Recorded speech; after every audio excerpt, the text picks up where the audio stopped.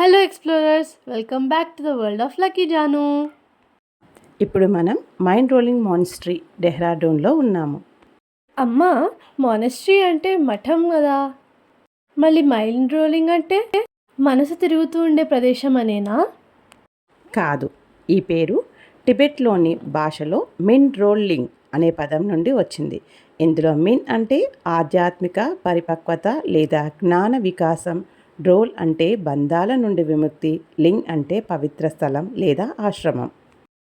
ఆధ్యాత్మిక పరిపక్వతను, విముక్తిని ప్రసాదించే పవిత్ర స్థలం అని అర్థం.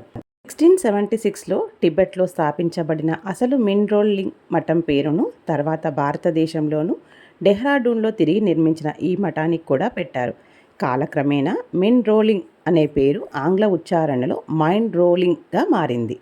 1959లో టిబెట్పై జరిగిన రాజకీయ పరిణామాల కారణంగా అనేక మంది బౌద్ధ గురువులు భారతదేశానికి శరణార్థులుగా వచ్చారు. వారి సాంప్రదాయం, సంస్కృతి, బౌద్ధ విద్యలను కాపాడేందుకు అదిగో కనిపిస్తుంది కదా గ్రేట్ స్తూపం. ప్రపంచ శాంతి కోసం నిర్మించబడిన ఈ స్తూపం 2002లో ప్రారంభింపబడింది. ఇది ఆసియాలోని అతిపెద్ద స్తూపాలలో ఒకటిగా గుర్తింపు పొందింది. ఇలాంటి మరిన్ని ఇంట్రెస్టింగ్ ఫ్యాక్ట్స్ కోసం వరల్డ్ ఆఫ్ లక్కీ జానుని సబ్స్క్రైబ్ చేసుకోండి.